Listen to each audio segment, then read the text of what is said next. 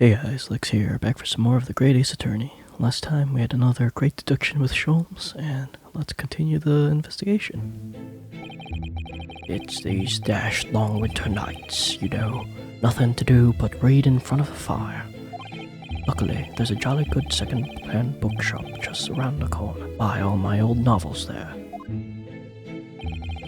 And in the pages of one particular novel, you discovered some rather illicit material. Oh, which your wife admonished you harshly, it seems. Don't know about admonished. Demolished might be rather closer to the mark. And beast is most certainly an apt description. Here we go again. And the carpet, was that destroyed by fire when the candle fell on the floor? Frick to say it was. Happened in a blink of an eye, you know. The whole place filled with smoke. Couldn't see the bally thing. I was caught between an old stick's rage and the raging flames. You paint a torrid picture, sir. One that would have been most entertaining. That's sympathy for you. Didn't take long for the fire to spread, of course. The bally furniture started going up as well. We had to hide the mess behind that screen for the time being. Over there, Mr. Gerdep? Well, you have nothing more to hide now, if you'll allow me. Oops.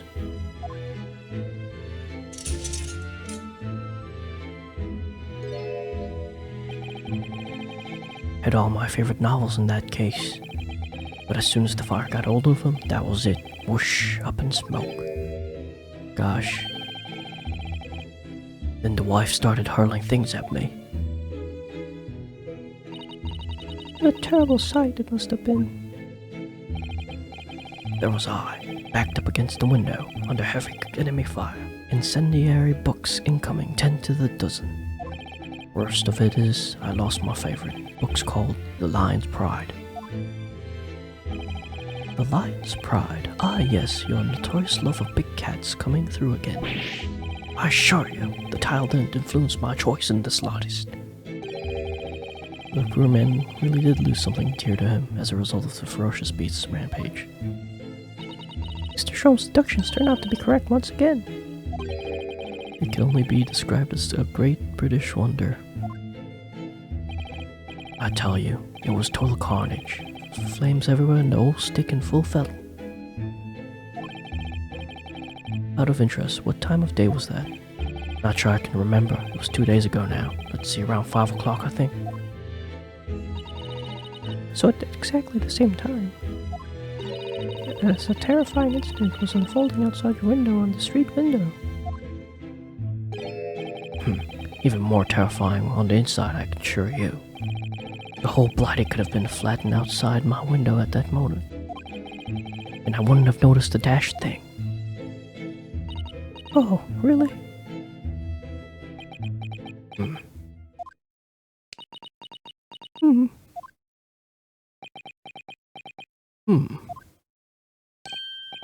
Mr. Sholmes? Yes, Mr. Naruhodo. What can I do for you? Well, I think we got to the bottom of Mr. Gerdip's situation now. What does that have to do with Mr. Natsume's circumstances? I can't help you there, I'm afraid. What? My dear fellow, if you recall, I did say as much from the outset. I warned you, although I knew that the retired army man to be hiding something. I could not be sure whether the secret would prove to be of relevance or not. I just knew you were going to say that.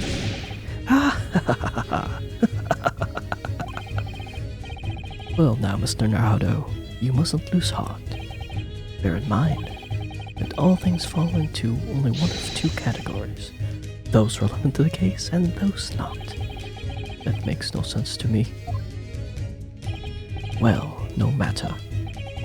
It is of far greater importance that you make up your mind now. Sorry, visiting hours at the prison will soon be over. Oh no, is that time already? If we're to accept Mr. Natsume's case, we have official paperwork to attend to. Oh, so that's it, no more time to think. Perhaps you'd like to betake yourselves to bidding us farewell now? I must prepare supper for Mr. Garrett. Oh yes, I'm sorry. Thank you both very much for your time. Soseki-san will be waiting for us. I'm going to have to give him an answer.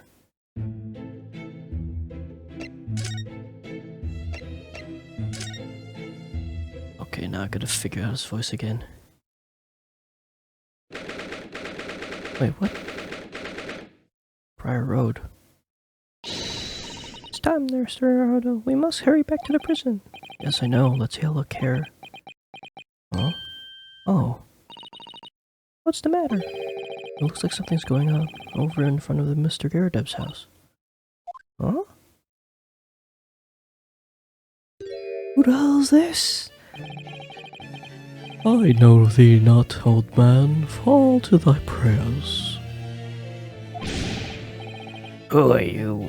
Who are you calling an old man? You rum-looking You rum-looking nimmy-pimmy.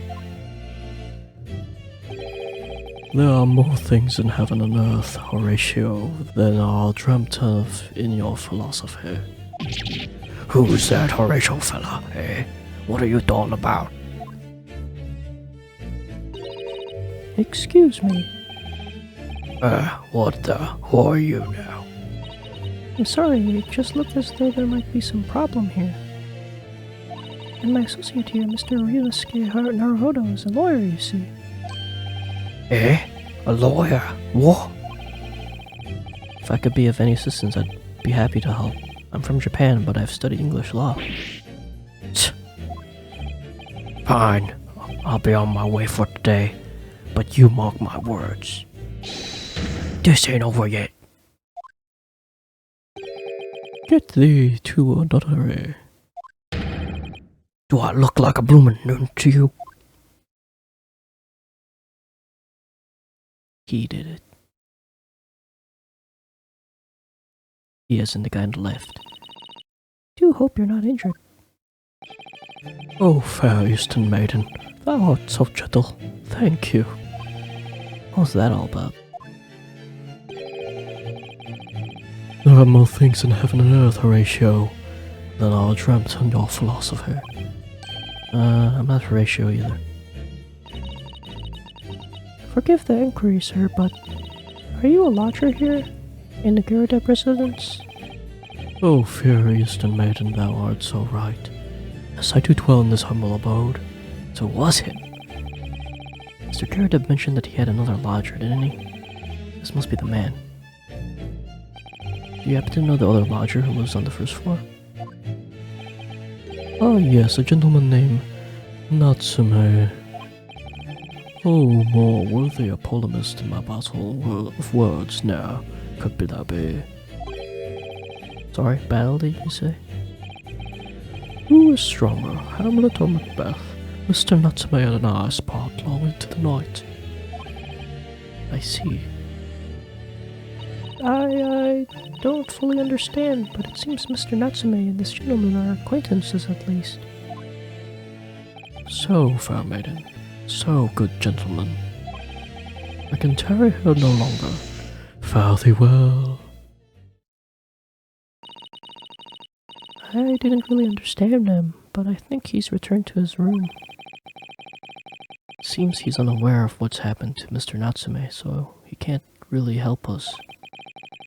With Soseki-san and that man as lodgers, the Garradeb house is certainly full of eccentrics. Anyway, I'll go find a carriage. Yes, I'm sure Mr. Natsume is eagerly awaiting our return. Let's hope we could get to the prison before visiting hours are over. 19th of February, 6:31 p.m. Local prison, cell 9. Oh, I forgot his voice again. Ah! Oh, it's you! You're here! You came! Locum student Mr. Naruto, Esquire! I can't believe you came back! I'm so touched!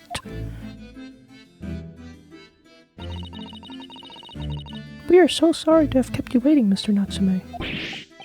Oh no, think nothing of it. Relax. If I were a kid, I would purr with pleasure at the company of such fine compatriots. Noble, nurturing, never failing Nipponese. Oh, now let's not get carried away. Oh, I quite agree. There's nothing more reassuring than the familiarity of one's native land. On the other hand, it is through friendship transcending the international borders that one truly appreciates the fact. Such is my belief, at least. Oh, it's you! The miserable, rotten spy, Airlock Sholmes. Mr. Sholmes, what are you doing here?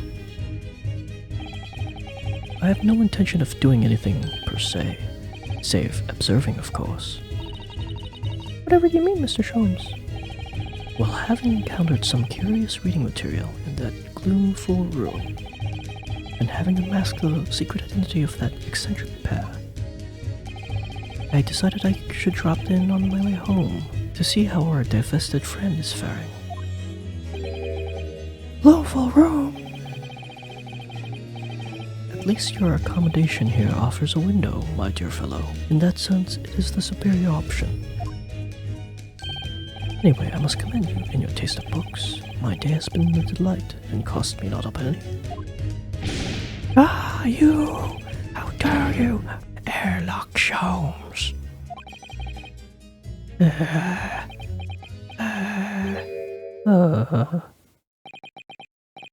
I've had it. I'm through. I'm at the end of my rope. I should never come to Great Britain. It was a terrible mistake. Haunted by spirits in those accursed lodgings. No doubt my luck will be cursed in tomorrow's trial as well. My whole life is bedamned! What are you thinking, Mr. Naruto? You mentioned that once before, Ninini. That his lodgings were cursed, I mean. And there is much truth in Mr. Mustache's words. What? Cursed is wholly appropriate description, I would say, for that man's lodgings, and indeed for tomorrow's trial. What's that supposed to mean?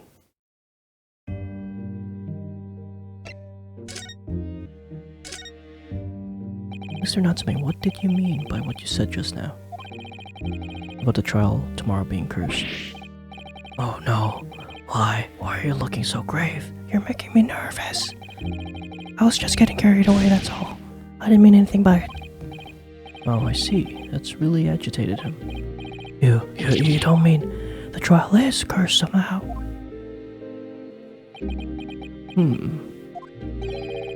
Are you referring to the prosecutor, the Reaper of the Bailey? The Reaper? Oh no, what do you mean?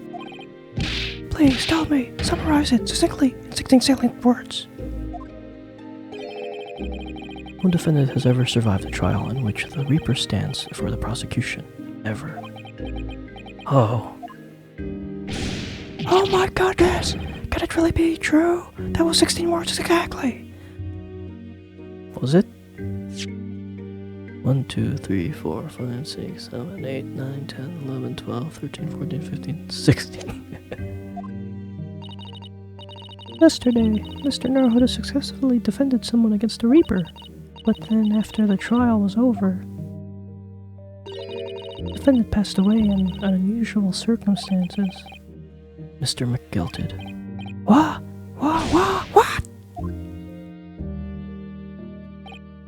Ah, I am impressed, Mrs. Sato. You have an eye for detail. Actually, the Lord Chief Justice told us. Mr. Sholmes, surely it can't be that having failed to have the accused convicted, Lord Van Zeeks killed the man himself. Oh no, he couldn't have, surely. You have some wonderful notions. Sorry? The man isn't a mass murderer. He's a court prosecutor, my dear fellow. Oh, yes. Why, of course he is. Ah, of course he is, then. Why are you trying to scare me? It could be said, however, that the real truth about the man is even more terrifying than your hypothesis. What on earth do you mean by that?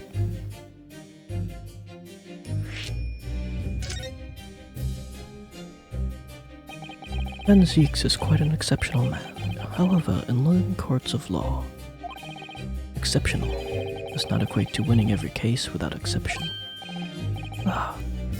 That's not good. Seki-san looks like he's going to cry tears of joy. As you are no doubt aware, in British criminal trial, there is both a judge and a jury. The judge officiates based on the letter of the law, whilst the jury offers public opinion and common sense. It is an excellent system whereby the defendant's guilt is considered from several points of view. However, public opinion, in particular, is somewhat easily manipulated. Right. Criminals and corrupt lawyers, for that matter, can use it to their advantage. By any means at their disposal, contriving evidence, calling impostors as witnesses, and so on. By such underhanded means, those who would want to are able to sway the jury, which means that even in the light of irrefutable evidence, the prosecution can fail. But it means the wrong verdict can be passed. And sadly, as from time to time, my dear madam, it is simply the reality of the situation. And that's alright. However, those indicted by Lord Van Zieks cannot escape justice. Their fate is sealed. Oh my! Though the adjudication may see them leave the courtroom with their freedom. Within months, they all disappear. It is most striking. Disappear? But how? By all manner of misfortune, sir. Perhaps they are trampled under a passing carriage. Perhaps they fall into the Thames and drown. Perhaps they are suddenly overcome by a raging fever, or perhaps attacked by highwaymen. Oh, no. All examples of the reality of the events here in London, I'm afraid, Mr. Naruhodo.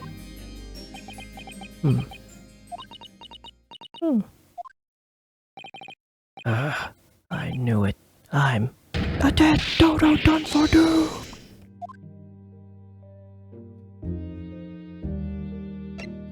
He did. You said accursed lodgings before. You were referring to the room at Mr. Garadeb's house, I assume? Do you mean to say you believe the place is cursed? It's been a year now since I came to the Great Britain, but I only been in London a week before I started to notice strange feelings in myself. That didn't take long then. Everywhere I looked, there were foreign faces staring at me, laughing behind my back. I was sure people were talking about me.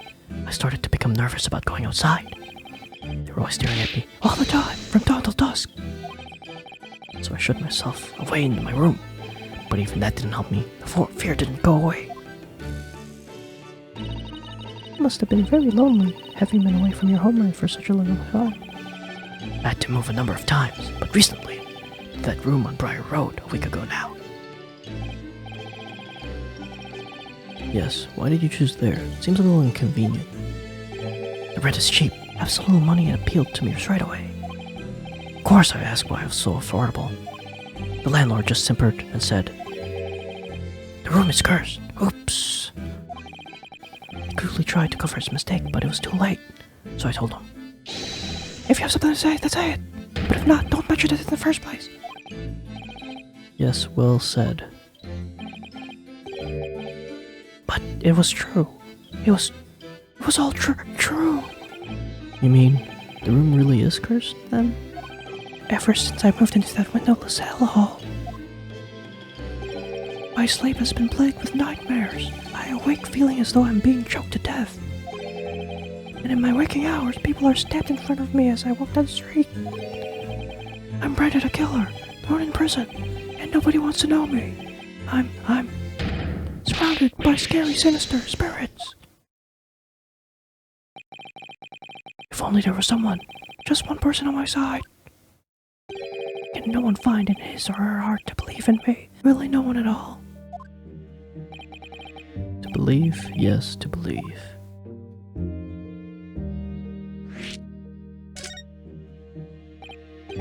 Mr. Sholmes? Ah, me, Mr. Naruto? Pray, what can I do for you? It's about the case on the SS Buria, if you recall.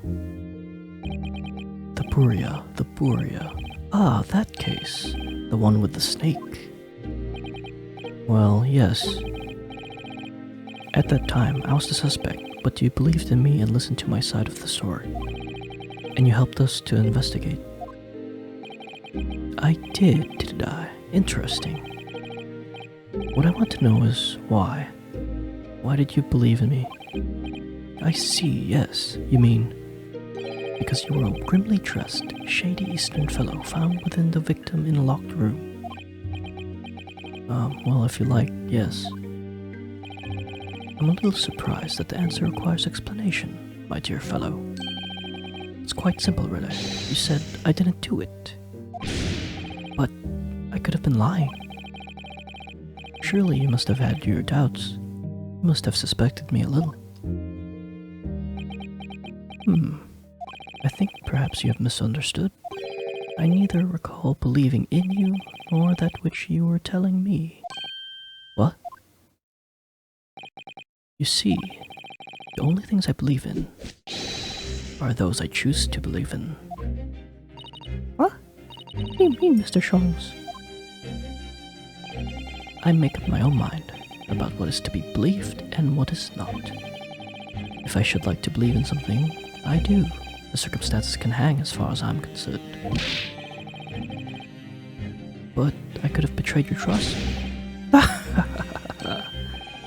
In that case, I should have made an elementary error of judgment, nothing more. Betrayal of trust is an overused excuse in my opinion. Meaning, whether or not one should trust another is the final analysis down to oneself. It is a matter of whether or not one can trust oneself. Yes, he's right. He's right. Locum student Mr. Naruto Esquire. Whether or not I can believe myself. A defense lawyer is only as good as his faith in his client. That comes down to how much faith he has in himself.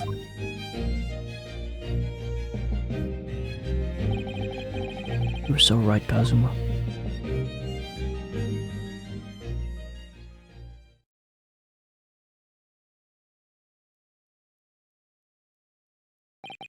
Well, my dear fellows, it is time we were leaving, I believe. Already? Visiting hours are over. The guard will be here shortly to escort us out. There's a restaurant near here that serves excellent trout. Would you care to join me? Just noticed that you just climb out of the hole in the middle. This hole right here.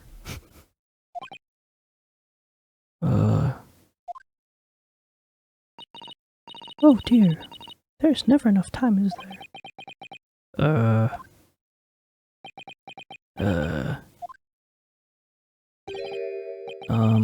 Mr. Natsume, if you'd like, in the trial tomorrow, I'd be happy to represent you.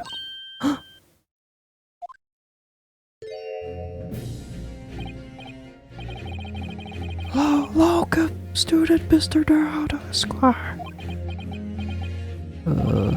As I said, I only experienced the British courtroom for the first time yesterday. Although the man I was representing was found not guilty, I lost sight of something crucial. Something crucial? What to believe in, the defendant, justice, or the truth? How to believe, even.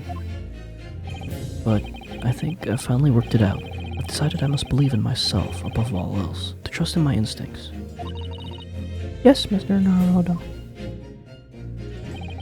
And my instincts are telling me that you, Mr. Natsume, are innocent of this crime. It's imperative that we prove that in court. Welcome, student Mr. Naruto Esquire. I will fight for your innocence until the bitter end, with every weapon available to me. So I'll hope you'll permit me to represent you tomorrow.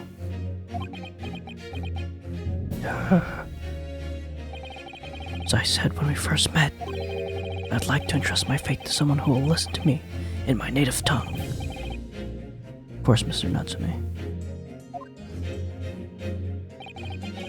It would be fair to say, Mr. Naruhodo, your mind was in many ways made up from the outset.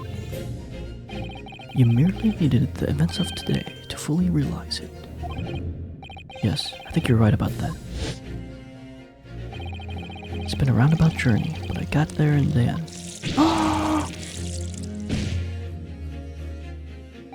Mrs. Sato. Yes? Would you be willing to stand by my side tomorrow and help me in court? Duh. Absolutely. As I said this morning, you may consider me your personal judicial assistant.